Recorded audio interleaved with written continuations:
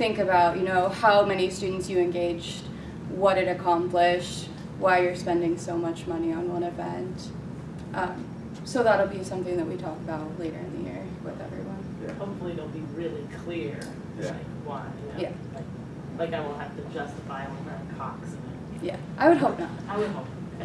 One of the things at present that we don't have, and there isn't an intent to do, at least not now, is an ability to go back and look at the actual spending when the year is over and be able to say, well, I can tell from how something got coded in the system that you were spending on advocacy and outreach and so forth. We don't have a goal component of our account code, and so we can't identify, we can't do that. And there's some other workarounds, but at present we're not trying to do that. It's just going to go when it gets, you have an invoice or an expenditure, it's going to get the index, and it's going to get, when it gets to the service center, it's going to get the account number over here, and it'll just dump it into that level of detail.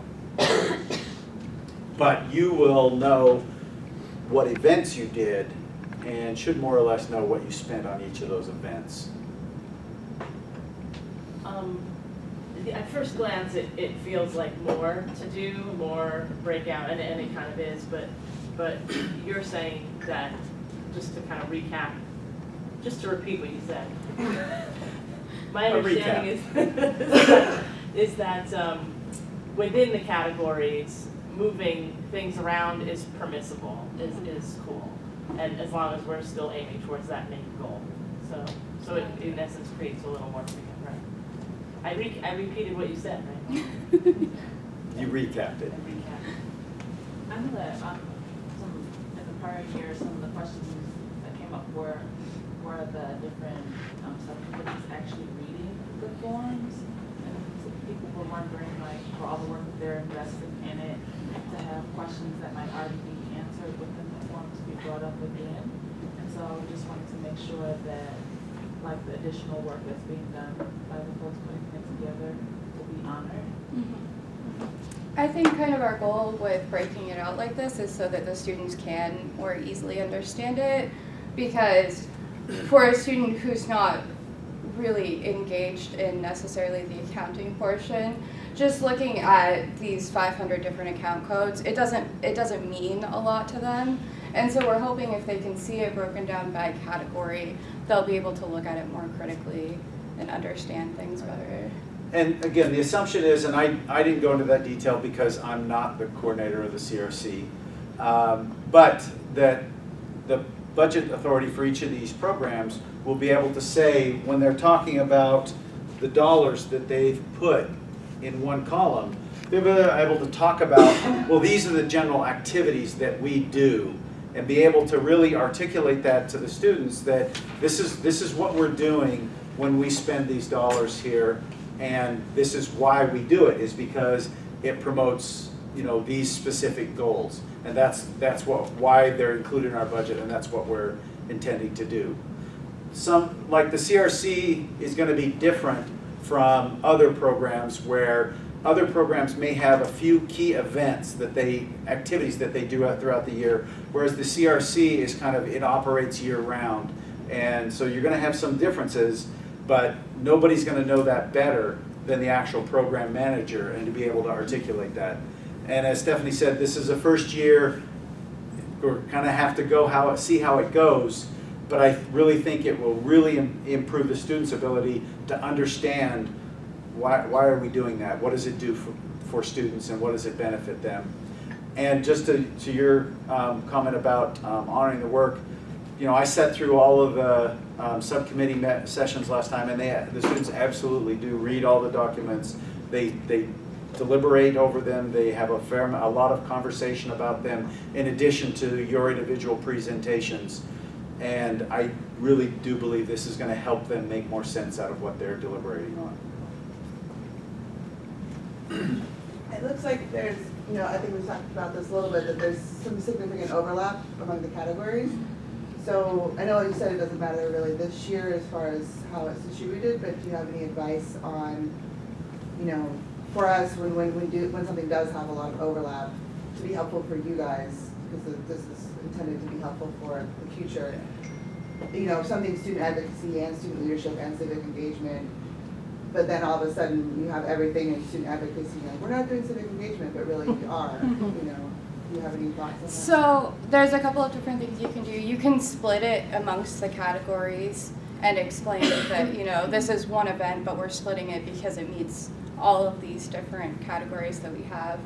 Or you can just put it all in one, and then on the new Form 1s, you have an opportunity to address each of the categories, and you can just say, you know, we didn't put the money in this category, but this event is meeting it. It's kind of just up to you what you feel more comfortable doing. Don't put the full amount in both categories because the formula will populate it to double the amount of what you wanted. Yeah. And use the definitions, you know, Stephanie handed out the form, it had each description and then it had a definition. Use those the best you can. My recommendation would be if you do have one event that accomplishes multiple things, I would try and split it. It's not really that critical that if you know, split it by what percentage. I would say, you know, if you're accomplishing both goals with one event, you know, go 50-50 or something like that, unless you have a real reason to go something other than that. But it's most likely that you're accomplishing both goals equally with that one event, and so just kind of split your costs for it equally, 50-50. Again, that also helps the students be able to look back and, well, how much are we spending on these different types of goals? Okay, but there isn't going to be an argument, well, we really think it should be 49-51. Why'd you put 50-50? It's not going to go that way. Yeah. Is there, I think I heard you say it, maybe it's under the resources piece where we are supposed to include other income. Mm-hmm. Can you talk to us about what other income would be? So give us maybe some examples of that. All the different Yeah. accounts. You know, you've got several groups here, miscellaneous generated. I'm assuming right now that each of the programs really knows what your other revenue is. If you're not familiar with that and you don't know, So if I'm the Hopa Hawaii Club and I sell tickets to an event, right? do I report that? Yes. Okay. Sales. Okay. Tickets sales. And while this isn't the I see. Hawaii Club, but you've got FY14 prior year actual and you've got FY15 proposed budget as a guide to what have we done in the past, so you get what account number did it fall under, and that should be a real good indication. That was how I knew that, well, they have other revenue even though they didn't include it in their budget this year. They've done other revenue in the past, and then so I looked it up, and you can look it up on Cognos and pulled up reports, and they do have revenue. They've got almost $2,000 year to date. Because I'm not the coordinator of the CRC, I had to go look it up and go, okay, well, what activity is this? And once I looked it up, I could see that, oh, okay, it's reimbursement for copies that students are running, and that's their revenue source from that. But again, assuming that the coordinator or the program or budget authority for each of these programs will know what revenue sources they have, and this will be a good guide. I just want to contribute. This is not their club funds account. It Correct. doesn't reflect that one. Yeah. So the subcommittee wouldn't see that information. Correct. Okay. Not unless we are asked and we pull it up for them. That's the question. Are we asking clubs to report their fundraising now? All clubs report fundraising? It's always been on the Form 1 to talk about your efforts to generate outside income. And that is one of the criteria that we use, and so if they're not self-reporting, that is kind of harmful to themselves. I just don't know if they've always reported how much they make. They always tell you which programs they're doing and what they will do with the funds they're generating, but I don't think they've ever. I don't know if necessarily how much exactly matters. I mean, if the subcommittee asks, then we can find out that information, but I think it's more about knowing that groups are trying to generate income rather than the exact amount of it. And to bring some consistency, I think, too, because we have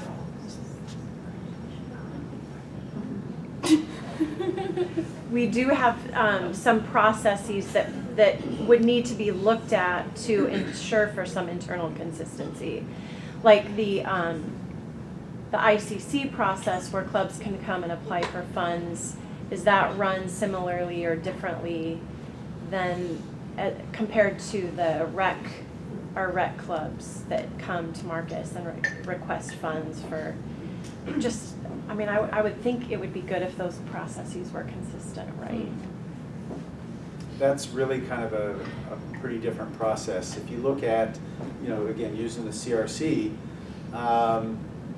its general operations are being funded by the student fee, whereas if you look at the ICCAC and the clubs, if they're going to be generating their own revenue, they don't even come to the ICCAC and ask for funds. It's when they have a special event or need that they want to have funded, then they come and make that request, and they fund, depending on what the request is, either all of it from the incidental fee or part of it, and they say, well, we'll generate a portion of it and we'll ask for more for that.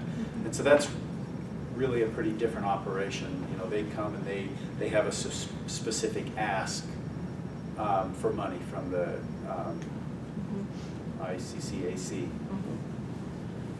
But it brings up a thought that I'm having a side conversation back here about, which is, how each of these clubs are generating funds that are from student fees, essentially. So I would say like at least 70% of them use those dollars to fundraise. And how difficult would it be to generate a report of how much each individual clubs fundraise using ICC money, and is that useful to student fees, or do you not even, is that not relevant? How many groups are getting both? Well, we have 85 clubs. I know, but how many of them are, More indexes. but if there's 85 clubs, how many are reporting directly to us?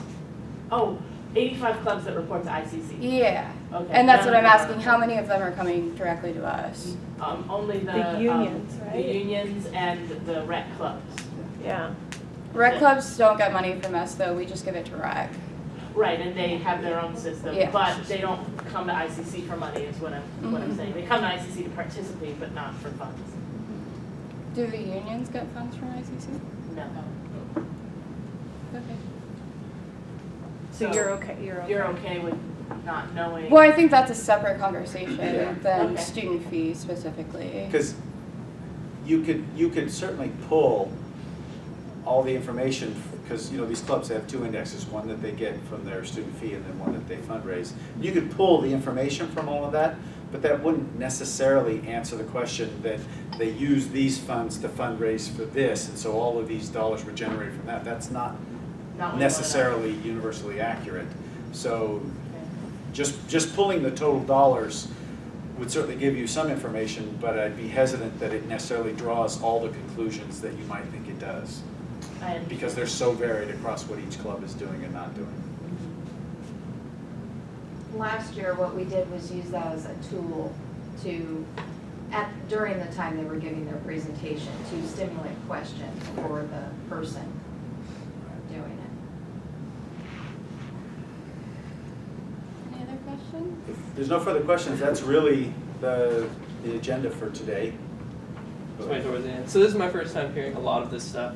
Could you talk about on this white sheet, the student fee criteria, what, I guess the accountability on those, like what do you want to see from me when it comes to this fiscal responsibility, number of students served, impact on students, like what is that? So look like? all of these are addressed in the Form 1, which is more of the kind of qualitative form. This is Form 2? This is Form 2. Pull up Form 1? This is the, Yeah, this is the last year's one, and it's almost identical, except there's a question in there about addressing the funding categories.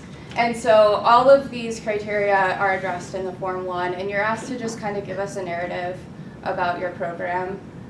It's your opportunity to talk about really whatever you want.